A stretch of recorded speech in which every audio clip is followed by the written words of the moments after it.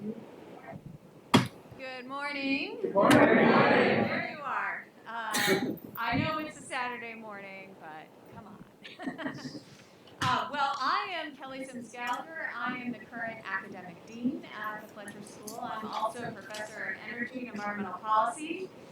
I've worked on China my whole career. I always hesitate about calling myself a China expert, but nonetheless, I'm on this panel, and I have the privilege of moderating today. I'm going to start by introducing the panel, and then each of us is going to make a few remarks. We might have a little internal Q&A, and then we are definitely going to open up the floor to you. And we'd love to make this into a more general discussion. We'd love to hear from you. So please get your questions ready. All three of us are adept at cold calling students. So we won't hesitate to do that. So for myself, I have been at Fletcher as a member of the faculty for 12 years now. But I'm also a law and PhD graduate of the school. I spent some time down the street at another university for a few years in between. I also took a leave of absence in 2014 and 2015 to go work in the Obama White House, the second term of the Obama administration, where I helped to negotiate the U.S.-China joint announcement on climate change in the run-up to the Paris Agreement. So that's somewhat relevant to today's panel, because that was an interesting exercise for me in negotiating on behalf of the United States with China. Sulmaan, to my right, to your left, has a BA, MA, PhD from Yale. He's teaching international history and Chinese foreign relations here at Fletcher. None. He's been here 9 years. His most recent book is called Haunted by Chaos, China's Grand Strategy from Mao Zedong to Xi Jinping. And our newest member of the faculty is Chidi Odinkalu. He earned his law degree from Imo State University in Nigeria and PhD from LSE. He's our new professor of practice in international human rights law. He's been here this was his first year at the school. He started remotely, heroically, having trouble with visas and COVID and getting everybody getting into the country. He has a distinguished record of practice, and to just provide one example, previously chaired Nigeria's National Human Rights Commission. He's teaching human rights law and law and development at the school, among other courses. And he is the co-author of Too Good to Die. So with that, I'm going to just launch into a few remarks. I'm going to make some comments about climate and environment, which are important parts of the U.S.-China relationship. I'm also going to say a little bit about China's industrial strategy and how that relates to energy and implications for U.S.-China relations. So to begin with, I think one thing that's important to understand about China, who we are tending to vilify universally right now, is that actually on climate, China has been an increasingly constructive actor in the multilateral arena, and also in terms of its own domestic policy. There has been no debate about the science of climate change or air pollution in China. Science was always accepted, and largely due to rising concerns about air pollution, water pollution, and energy security. I think the Chinese started to think about what would be a good energy strategy for its country in the 1990s when I was actually doing my doctoral dissertation research. And I think the Chinese saw economic opportunity in clean energy. And they essentially apply their export-led development model to the field of clean energy and developed very robust industrial policies to develop the clean energy sector in China. And I'll just give you a couple of flavors of how far they've come in 20 years, basically. Maybe even less than 20 years, maybe 15 years. Chinese firms account now for more than 75% of the global market and manufacturing in the following technologies: solar modules, solar cells, solar wafers, anode materials, lithium-ion battery cells, and in wind, China accounts for 51% of global wind turbine manufacturing. And I guess by way of reference, I'll give you some comparisons. So China is at 51%, the United States is at 17.5%, and the EU is at 31%. In electric vehicle manufacturing, the United States and China are essentially at dead even, largely thanks to Elon Musk, love him or hate him. For electric vehicles, China currently has a 20% share of manufacturing. Europe has a 10% share. The United States, which is largely Tesla, has a 20% share. And Korea, a 5% share. In terms of renewable energy deployment, China has dusted the United States. It's deployed 264 gigawatts, billion watts, in 2020 versus 92 gigawatts in the United States, and in wind it's deployed 274 gigawatts versus 118 gigawatts in the United States. China has 5 times more renewable energy jobs as the United States does, and far more patents in clean energy technologies than the United States does. So, of course, the quality of the patents is hard to determine.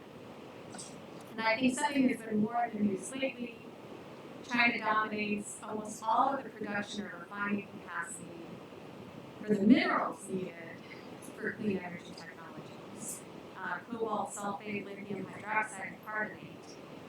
Interestingly, another important mineral, nickel sulfate, the biggest producer is Russia. And then, of course, China dominates rare earths and natural graphite. But 2 areas where it doesn't dominate is lithium and cobalt. So I say all of this to help you understand this didn't happen overnight. It wasn't like one day China woke up and decided to do this. It has put tremendous effort, planning, resources behind the development of these capacities.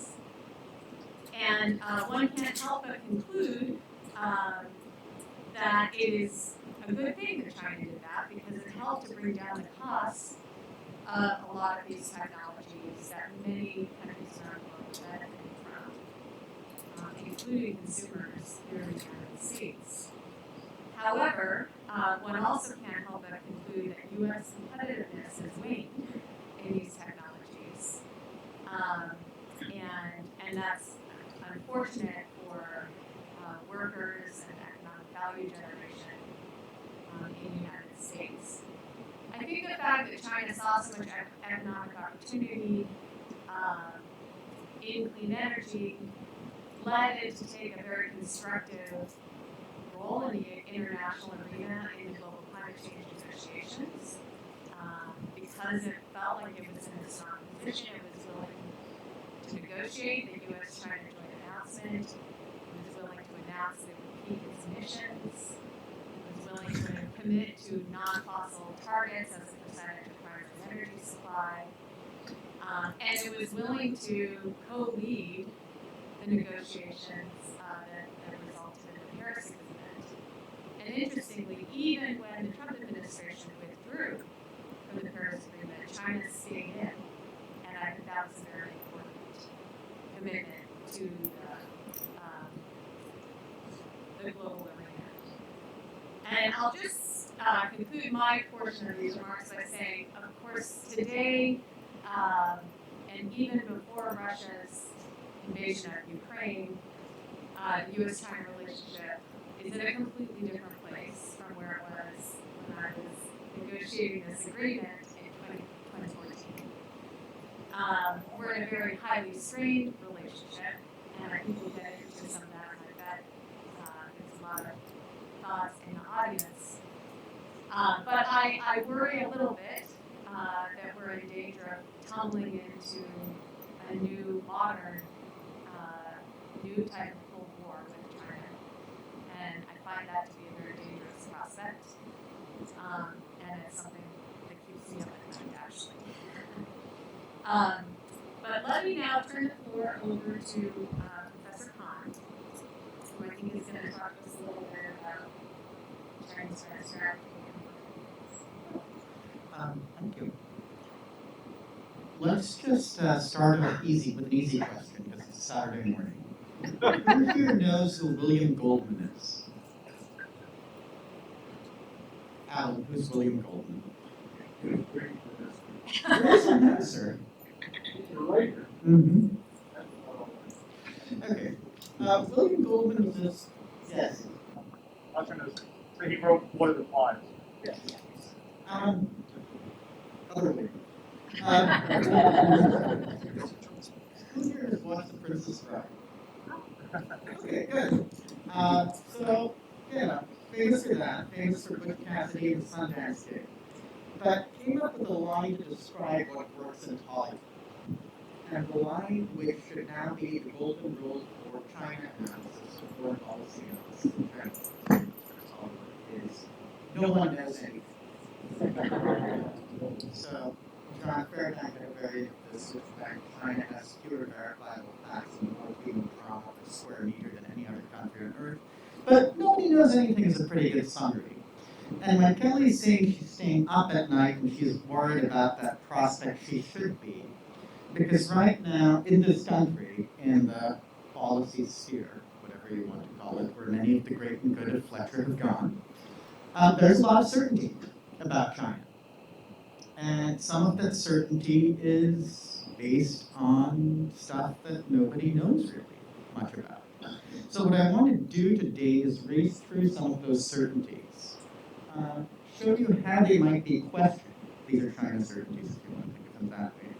And then think a bit about what that means both for our research on China, but also for what we try to do at Fletcher in terms of education. So to start with certainty number one, Xi Jinping is in absolute control. Every time you open a foreign affairs article or a foreign policy article or hear Jay Sullivan talk about China, it's like, well, Xi is in charge. He has become more powerful than anyone since Mao Zedong. And you ask, well, how do you know that? And it turns out it's founded on celebrity census. We've all repeated over and over again. Important sources have told us that Xi Jinping is in charge. We don't know that. Nobody has had that candid conversation with Xi Jinping. Well, how secure are you in your grid? Nobody has had a candid conversation with his compadres in the Communist Party saying, would you take this guy out tomorrow? Against that certainty, let me cite two bits of evidence. One is the Belt and Road Initiative, and those of you who've read the Financial Times recently would have seen a backlash against it, where she actually had to back off some of the more ambitious aspects of what has been a signature policy. The fact that that kind of backing off should make you rethink that certainty to a certain extent. Maybe he's not quite as powerful. Not saying he's not in charge, just maybe not quite as powerful. The other one comes with the infamous Wolf Warriors. The Wolf Warriors are spouting all this nationalistic nonsense and Xi Jinping started. If you actually look at Xi's comments on it, he actually called for a more lovable China after the Wolf Warriors seemed to have gone nearly over.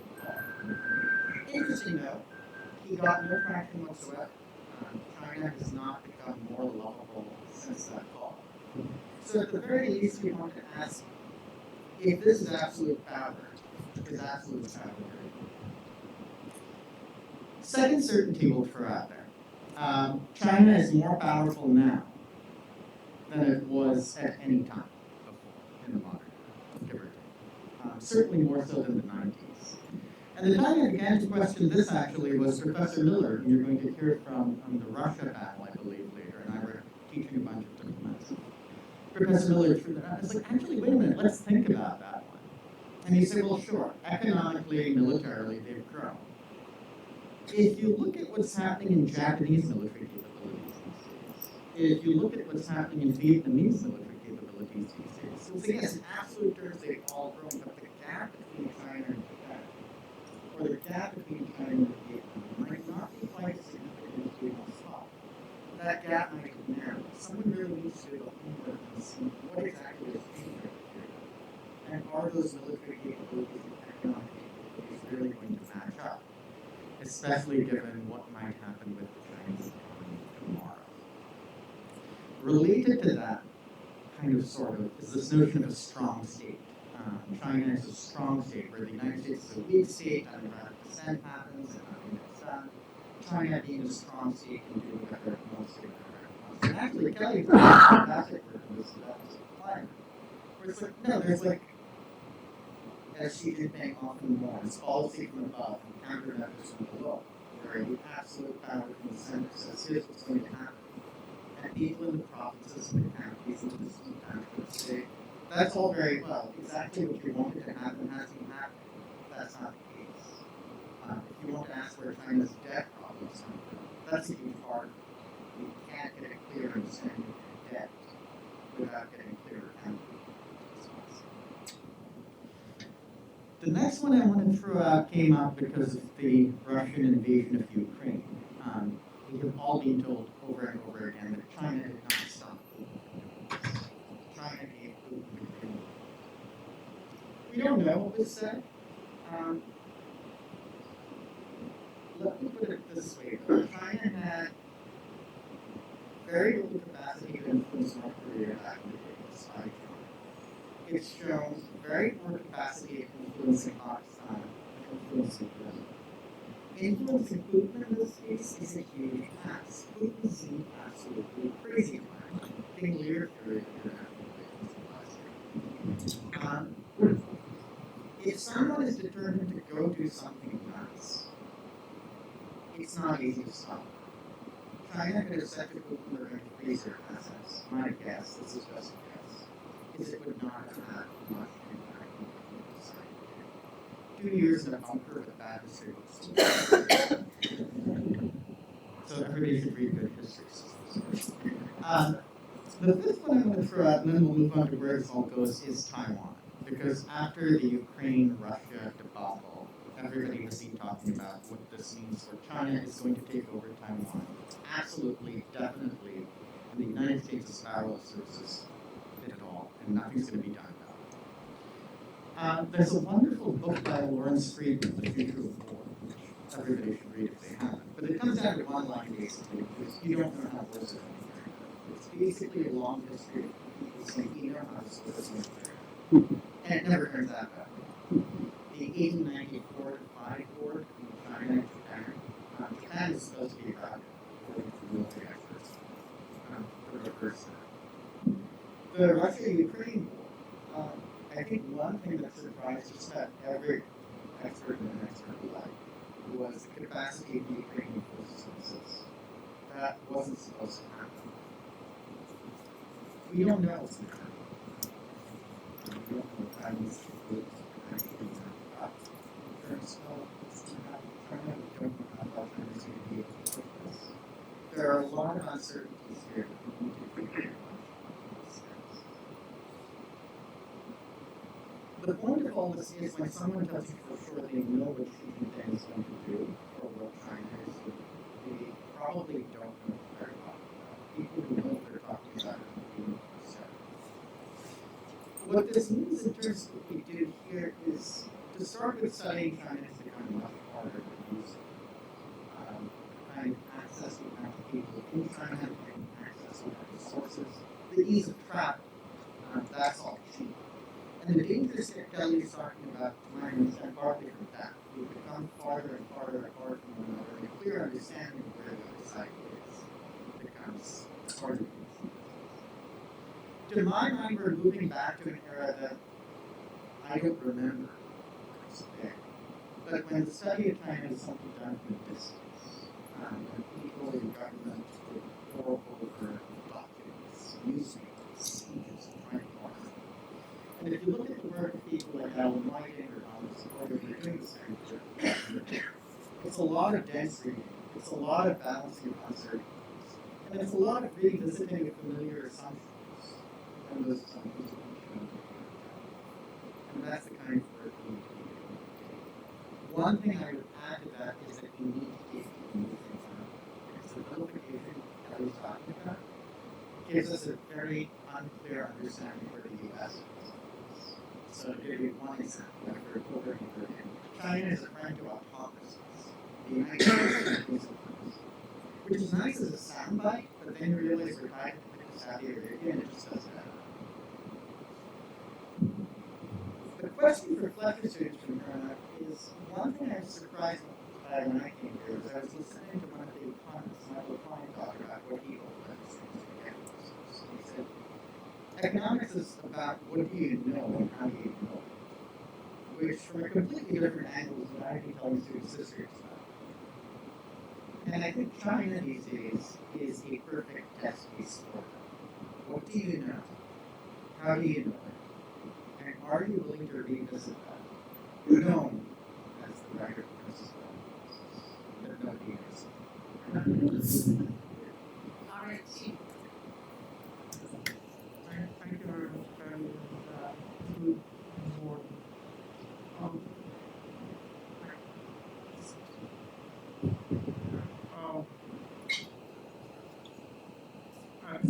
I hear Kelly started with a very constructive picture, which is on green issues of climate. China is well ahead of the curve, and China is by and large a constructive movement. We've heard a mixed picture. Nobody knows anything. And I'm afraid the gradient is going backwards. And I suspect on issues of rights, many people will say they know a lot about what's going on or what's not going on with President China. And I just wanted to touch on about three issues. One is the state of global norms concerning, in particular, genocide. But really, broader issues of governance and participation as well. As we see with developments in Xinjiang, with the Uyghurs, but also with Hong Kong, and the fate of the one country, two system principle. And the second is the state of international and multilateral institutions, given where we are on those issues. We meet today 48 hours before the UN High Commissioner for Human Rights heads to China. And it seems to be important to underscore, at least put that on the map, and the implications of China's current situation globally for global multilateralism. And the third, I'll probably try and touch on very quickly, is the impact or consequences for the rest of the world of China's disposition of these issues. But I want to start with I know this will be more telegraphed than any other thing.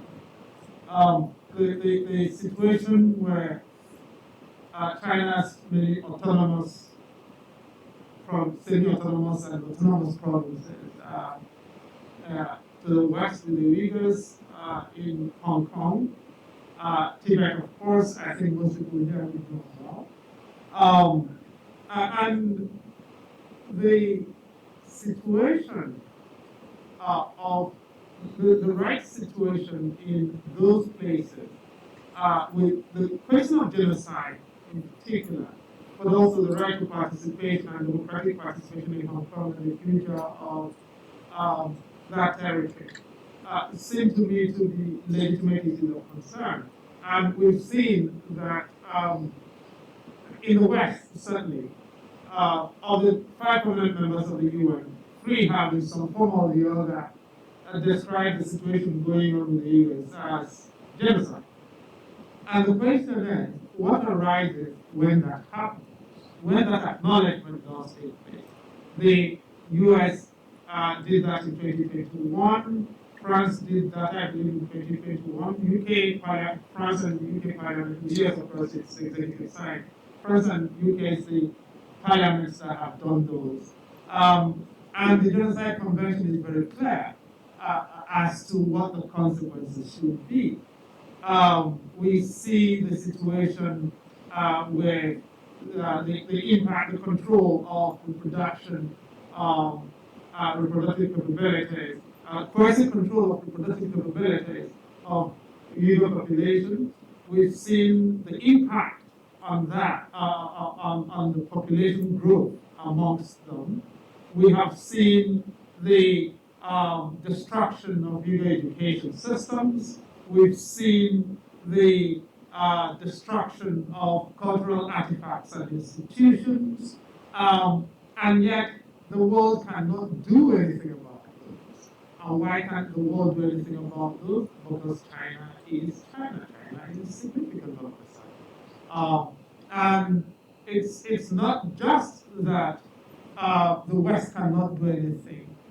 Turkey actually is pretty much singing the praises of China.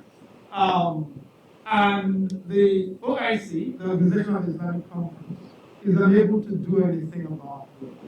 The only country in the OIC that's opted out of the OIC consensus effectively is Qatar. And why did Qatar do that? Because Qatar knew that if it did not, the World Cup would fail. The Soccer World Cup would fail. And so Qatar opted out, transactionalized effectively in order to be able to save the Soccer World Cup from failing, from a significant boycott. And so, as a result, right now we're in a situation effectively in which 2 of the permanent parties in the United Nations Security Council are the causes of quite significant degradation of the international consensus of norms on mass atrocities. Whether or not you are prepared to use the G word, the reality is that 2 of the permanent parties are degrading the global consensus on the gravest crimes known to humanity. One is China, and the other is Russia. Now, what does that mean for the global governance situation? Since 2005, the UN High Commissioner for Human Rights has not been able to get into China. The last High Commissioner to go to China was Lisa Wong in 2005. Since then, we've had 2 High Commissioners terms come and go, neither of whom could get into China. And Lisa Wong started a term in 2018. Her term actually is supposed to come to an end on the 31st of August. She's going this week. Sorry, on Monday. And she spent all of next week in China, supposedly on the situation in Xinjiang, substantially, on which the High Commissioner's Office of the United Nations has been working to do a report for the past 4 years. But they've not been able to put it out because they've not been able to engage significantly or substantially with China or the Chinese government. And so whatever she comes out with, the likelihood is that she's not going to be able to action it, and the United Nations is not going to, the High Commissioner is not going to be able to do anything about it until the next High Commissioner, until her term is renewed. And that could become a bargaining chip. But on these issues, therefore, the United Nations has, as on many other issues before it, concerning international peace and security, become paralyzed. Unable or unwilling, or both unable and unwilling to be able to provide global leadership. In the face of that, all other global crises that require the attention and authority of the United Nations effectively affect. And even the ones on which we can make some progress if we wish to as a shared humanity have become impossible to move on. And one example, for instance, is the crisis in Ethiopia, where millions and starvation is being deployed as an instrument of warfare. The world can act on it, but the United Nations cannot do so. The African Union will not even get it on its agenda. And the African Union's headquarters is where? In Ethiopia. As a matter of fact, their headquarters is built underneath by China. Right? That's where we are. And so the world is in a rather unique dystopian age of tolerance for atrocity. More or less held together by a fear of China, of what China would do. If Saudi Arabia is not going to be able to speak up about atrocities, atrocities against Muslim populations, and Muslim countries are not going to be able to do anything about that. And Turkey is congratulating China for what appears to be where there is substantial evidence of the extermination of Turkish communities. What are we going to do? What kind of world are we in? Effectively, we're in a world in which advocacy around shared norms has become quite difficult. And it's not an accident that lots of people are now beginning to resort to self-help in terms of how to shift the needle on the things that affect them globally, because nobody has the attention span or the response stream to be able to respond to these issues.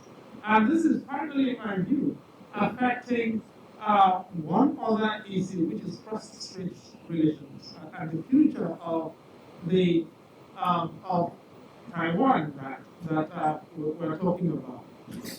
If you look at the latest numbers, the under 40s in Taiwan are pretty much rejecting the Cant, the Kuomintang. And the Kuomintang, of course, is the party in Taiwan that is most closely aligned with the Communist Party on the question of the future of Taiwan. And if the KMT is becoming history for the future, it affects the question of what the options are for the CCP with reference to Taiwan and how it exercises those options. But if the young people of Taiwan are rejecting the one state, dual system principle, not just looking at these issues, but also looking at what's happening in Hong Kong and doing so, I think the prospect that we have just listened to about a future, or a near future in which China exercises its options non-military on Taiwan become pretty real. And the policy implications, it seems to me, should engage all of us, our posture. Great. Okay. We have questions for each other, I know already, but let me see if we're ready to open questions from the floor. We have a microphone there, if people can make it over there. And if you can't, maybe I could ask a current student, perhaps to walk one around. Okay, Nihal, I knew I could count on you. All right. Is it working? It's working. Okay. Introduce Nihal, yourself. Nihal Gunawardena, class 73. I have a question to anyone in the panel. You know, considering the sovereign indebtedness of many countries who have used the debt funding mechanism, what's happening because you see countries falling behind or unable to pay China? What is the trend in general? Is it a rising tide or is it rather insignificant?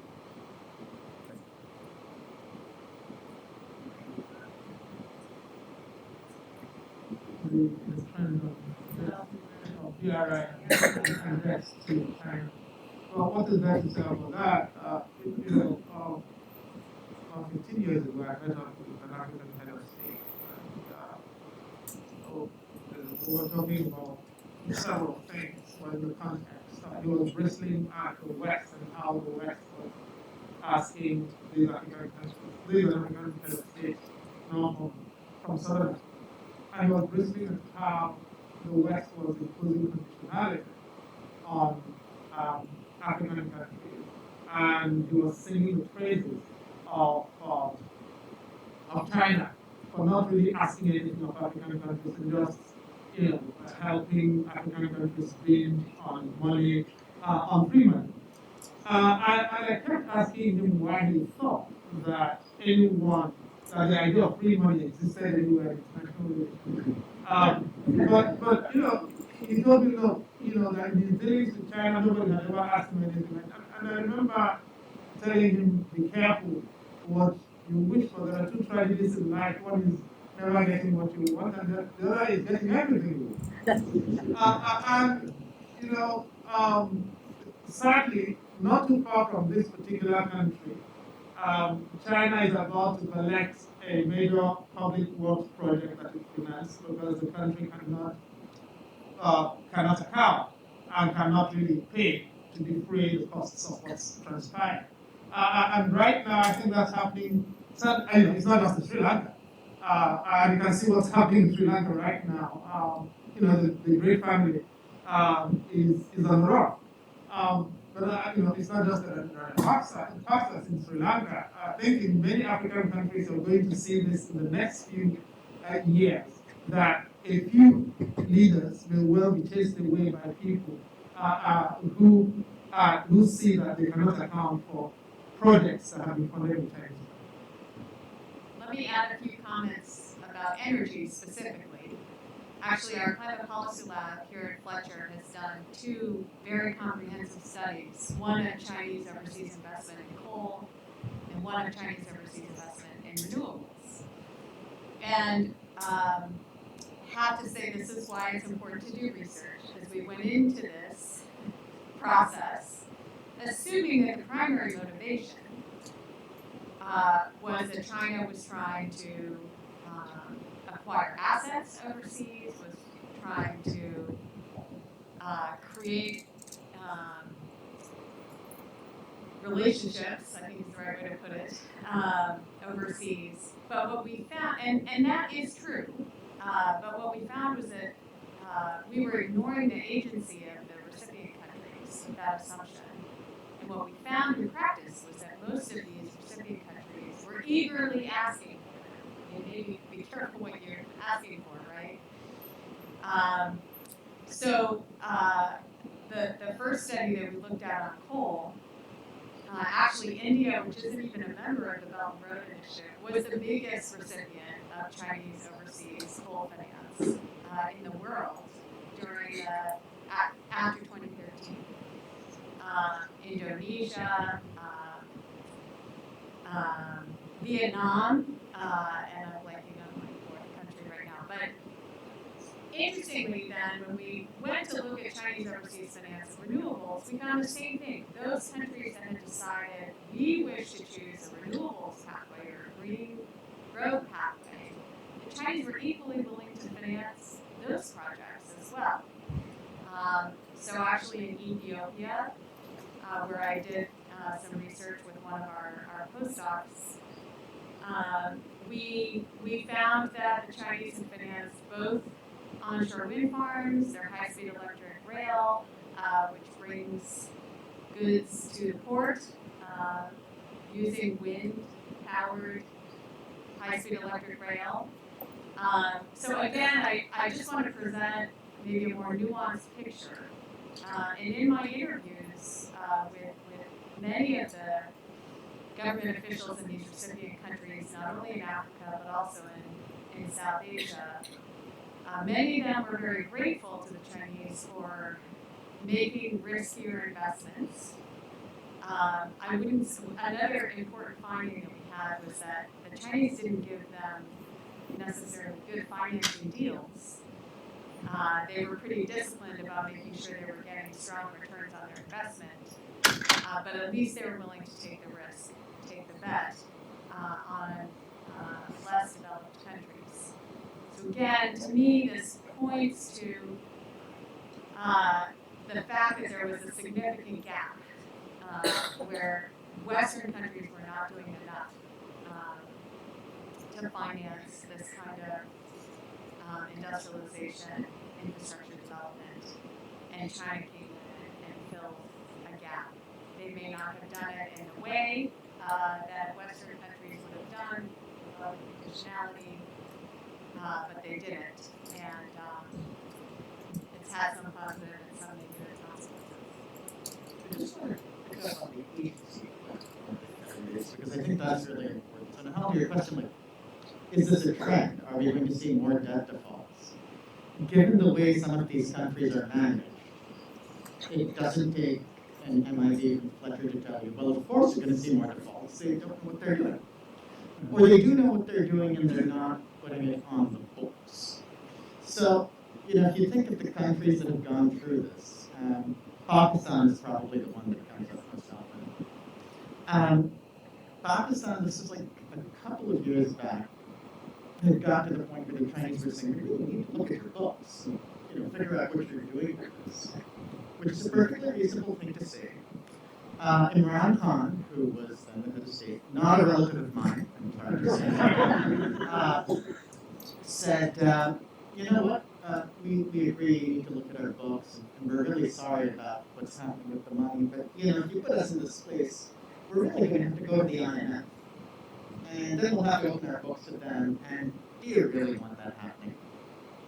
At which point the debt reclamation process mysteriously stalled and went away somehow, and kicked off to another game.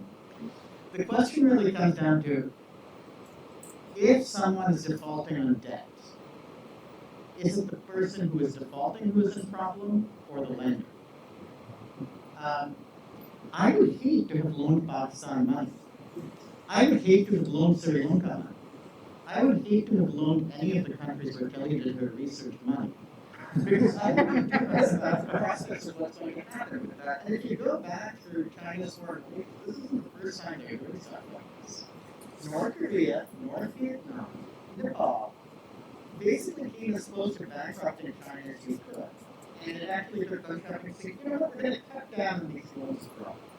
And some of the backlash to development growth is being because the Chinese people say, I don't see why my money is going overseas. China first, right? Now, you can possibly reclaim some assets. If you're going to go to China's appetite over the world, they'll get stuck running a few holes. And then this is where, just to gloss you these very important point, it's not just fear that's keeping people from doing anything about it, it's also greed. Because when these countries are cutting deals with China, they're not necessarily thinking about what's in the best interest of my people as a whole. There's a question of, do I get a little crap that goes into my phone and buys me a nice condo in Boston? That's part of the calculus. At which point you get a situation like you're having in Pakistan. It's like, okay, the Chinese are going to go in and develop this nice working water, and a lot of money is going to go in. And the local village have decided that shooting practice in Chinese engineers is a good idea. So the backlash that's going to come to these human rights abuses might not come from states, which are corrupt and they stand to be here. But it is going to come from people who say, I'm not going to stand for this. And that, to my mind, is a real vulnerability. Okay, we have 10 minutes, so I'm going to ask all three of you to ask your questions, and then we'll do a round. Go ahead. Thank you very much. Mike J.G. Fletcher 72, and I'll be quick. Very provocative presentations. And the question to provoke for me is our climate change policy, and if we make the dubious assumption that we are capable of making a long-term political commitment to seeking to compete, is our economic model, free market model, capable of competing with China, or do we need to have an industrial policy or maybe some combination or variation? So I'm Wei Ting Chen from Taiwan and is current student here at Fletcher. First of all, I want to say thank you for, I'm very grateful for feeling the support from the Fletcher community. Yeah, and then especially when I see my classmate Jack, he's saying he's graduating this weekend, and he's saying like he will fight. I mean, stand with me and fight against China someday on Taiwan Strait. And then, so my question would be, but I mean, Fletcher student, when we are doing China studies here, I mean, we will kind of expect or like hope that there will be. We were very lucky. We are very lucky to have Professor Cant here to be our China experts. But my question would be, how would we like increase the China like policy classes or research resources at Fletcher? Because when we have 4 classes at Fletcher, I mean, SciSci might have like 40, like CIPA might have 20. So I mean, how can we increase that capacity? Thank you very much. No. Okay. Go ahead. Hi, I'm Margot Garcia, currently a graduating student. And this question is mainly for Professor Khan, but I'd love to hear from any of you if you have an opinion on it. So it's about wolf warrior diplomacy. And from my understanding, it continues on because it's very popular with the domestic crowd in China, but it's maybe not super effective in terms of actually getting diplomacy done internationally. So I was wondering if you feel that the domestic need for it and the domestic support for it will keep it going indefinitely, or if at some point, the actual international need to get something done and have better relations with some people would lead them to move away from wolf warrior diplomacy and towards a more lovable China. Thanks. Let's take that fourth question. I saw you standing there earlier, then you went away, so I'm glad you came back. My name is Sherelle Simmons, and my daughter's graduating from the master's program at Tufts at Fletcher. But my question is, how is COVID affecting China's economy? Because it appears that they're doing very, very well, and but then again, you're seeing social media where it's hectic in a lot of provinces in China with the lockdowns, and so just curious how that is affecting their economy. Wonderful. Thank you. Okay, let's start. Okay. Climate change, can the United States compete? 2 quick answers, although this is approaching on Kelly's skirt, but people doesn't know. We're all friends here. So, peaceful coexistence. The first thing I want to say is it shouldn't be thought of primarily as a competition. Right? If we don't if we don't learn to live in a world where the climate is not killing us, it doesn't matter if you're Chinese or American, you're going to wind up dead. So really, this should be about figuring out how to how to live together and work towards it. That's it. Can the United States compete with China given the economic system we have set up? The answer is yes. But this goes back to the greed point. It requires significant reform. And specifically when I'm thinking of reform, the thing I've been thinking about over and over and over again is a tax code. We don't have a tax code that allows us to make the investments we want to make. You have billionaires claiming tax exemptions. It doesn't make sense. You want to invest in public infrastructure, you want to invest in fighting a war with the Russians by proxy. There's money sitting in this country, it's just a question of how to get it out. And everybody should go home and read the call for Thomas Cromwell Contemplating exactly how to get the money that's hiding in the country. Not to me would be how to get more China classes. Very simple. Lots of money. If someone is going to endow a few new professorships, Kelly wanted a political economist who advocated for a China security studies person too. I think going beyond that, the Taiwan class in general would be nice. Taiwan history, very distinct from China history, but something that should be studied more often. I'm sure the academic dean is happy to discuss this with you, and I'll be happy to My discuss office door is open. It's a simple answer. You ask what universities can be doing, it all comes down to what we can get funding. And that's an important point to bear. Martin's question about wolf warrior diplomacy. Do I think it will continue or do I think it will stop? It depends on which side of the debate we pick up on in terms of what you think about human nature. I tend to have a very bleak view of human nature. I think wolf warrior diplomacy was a cruel term, one because wolves are wonderful, intelligent animals who are not as destructive or as foul as we tend to be. And it's not diplomacy, it's posing. The actual parallel you can find, if you want to, it's not an exact parallel, but if you think of some of the MAGA rhetoric and have out-of-hand God, and have counterproductive God, you can begin to see what happens. And countries do this from time to time. The problem with spouting this nonsense is once you have opened that can of worms, you cannot put the worms back in. They're out. It takes a lot of time. It took Deng Xiaoping, who was much smarter than those contemporary leaders, all his energy, all his effort, to put back the rhetoric of culture. It was an almost impossible task. This is going to be virtually impossible for future things or for anyone else. It will need time, it will need a lot. And we will all be much older, much freer, and much more miserable places. So that's something worth seeing. That's something worth remembering the next time someone in any country decides firing up nationalistic sentiment and creating this good idea. COVID has affected the economy badly, it seems. And it seems a lot of this has to do with a lot of national pride, which we don't talk about, being bound up with the zero COVID policy, which makes no sense. The gloss of that, this gets back to the climate change, is for a while people have forgotten this. It seemed like COVID could have been the best thing that happened at the time. If you weren't a human being, 2020 was probably a great year.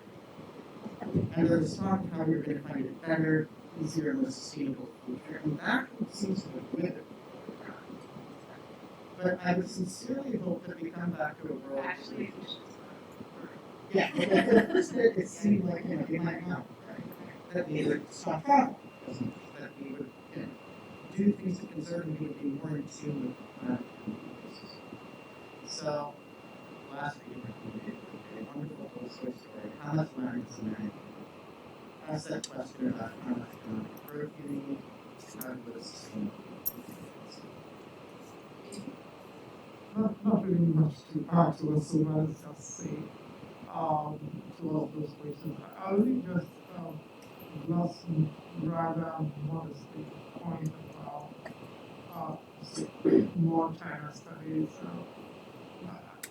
And to say with full hearty endorsement for everything Sulmaan has said, I think also important, just a little modest caution, to be careful about reducing Fletcher to a collection of sites of area studies.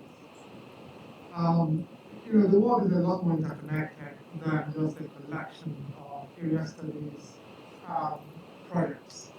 And so, for instance, I teach law and development, and I see a few of my students here.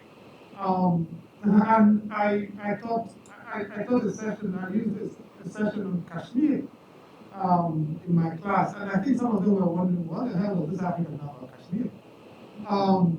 And I used the Treaty of Waitangi from New Zealand in my class. And as many of them could not quite make me out. But the fact is, the world is a lot more integrated than all of that. And I do hope that Fletcher and Pussy are absolutely looking out for all of these places. Also, as a matter of policy, makes the point, and I think the Dean and the Cant made it in the last session, that we've got to see the world as a lot more integrated. I just don't want anybody to see me as an African teaching Nigeria or Botswana. I'm here as an African thinker and actor who works on the world. And I do hope that we don't come here to get someone as China expert who doesn't know any other thing other than China. Thank you.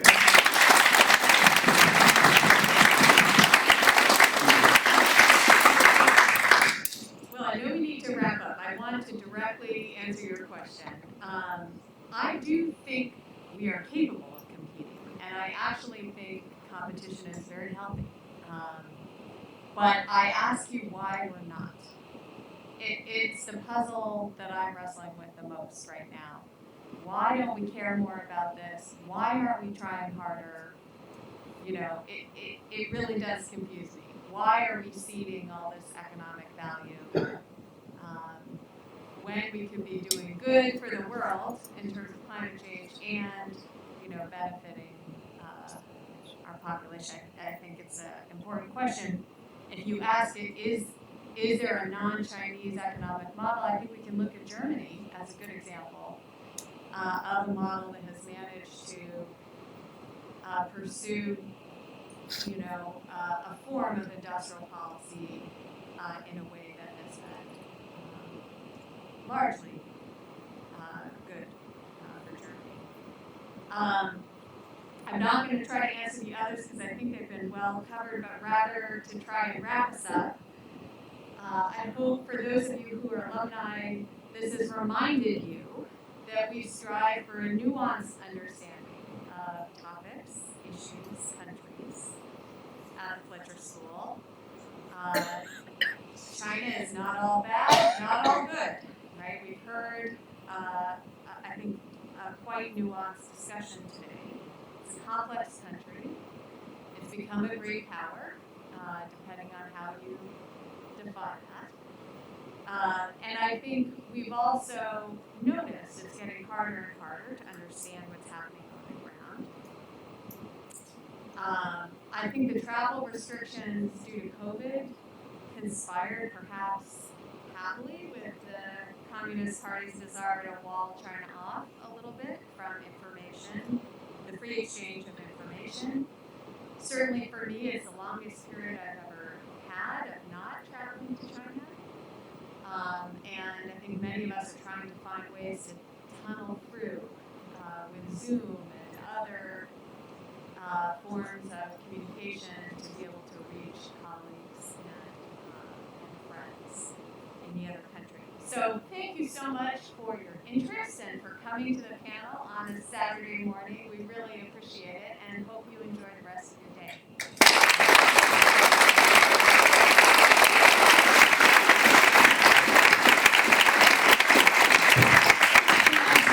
Announcement as you head out. If you could take a quick look under your seats, if anyone finds a cell phone or keys, I'll happily take those. And it's not a giveaway, but there are giveaways downstairs in the tent.